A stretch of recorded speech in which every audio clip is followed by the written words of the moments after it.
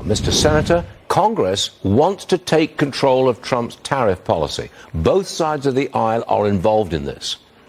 Congress wants power back on tariffs. Where do you stand on this? Well, Stu, good morning. It's great to be celebrating President Trump's first 100 days today. We're certainly seeing a rebirth of American greatness. Look, this idea is cutting the knees off of the president. Anyone that really needs to read The Art of the Deal, if they haven't, they need to understand that these tariffs are a negotiating tool to leverage better trade agreements, just like he did under Trump 45. He gave us great trade agreements with Japan, with Mexico, Canada, South Korea, and we're still benefiting from those. Look, this is a horrible idea. We need to trust President Trump on this. Give us 90 days. We may even see an announcement this week. So everyone needs to take a breath here and let the president negotiate. Next one, Senator. Treasury Secretary Scott Bessent explained how Trump's tax bill will help with the economic recovery. Watch this, please. It's really a three-legged stool in the economic policy. It's trade, it's tax, and it's deregulation. So we are in the midst of addressing, as Caroline said, these long-term trade imbalances through President Trump's leadership.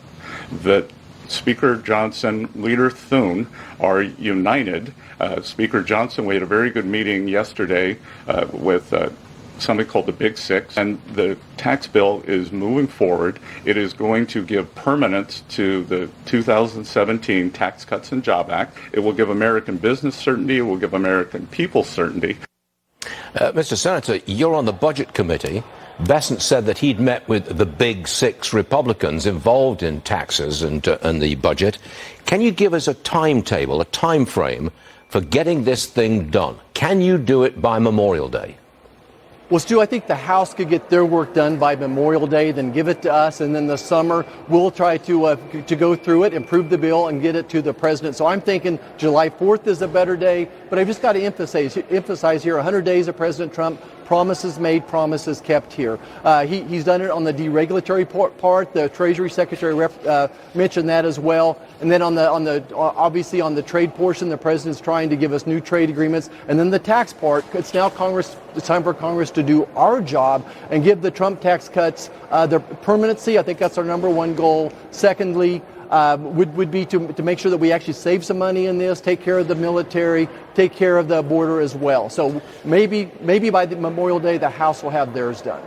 But politically, it would be very important if several of the tax breaks for ordinary people get through. No tax on tips, no tax on overtime, no tax on Social Security benefits, no tax on the interest on your car loan. If you get all that lot in, you've really helped ordinary people. Is that your priority as well?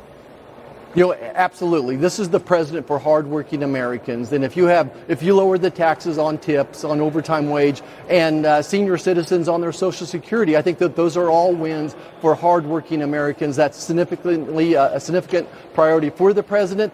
Our job is figuring out how to pay for it, Stu, and I think that's the hard part. What you're going to hear the next month is Republicans fighting on where can we save American taxpayer monies. Those are all good tax cuts for people, but we got to figure out how to pay for this thing as well. It would be good if you could get some significant tariff revenue. That would really help, wouldn't it? Offsetting.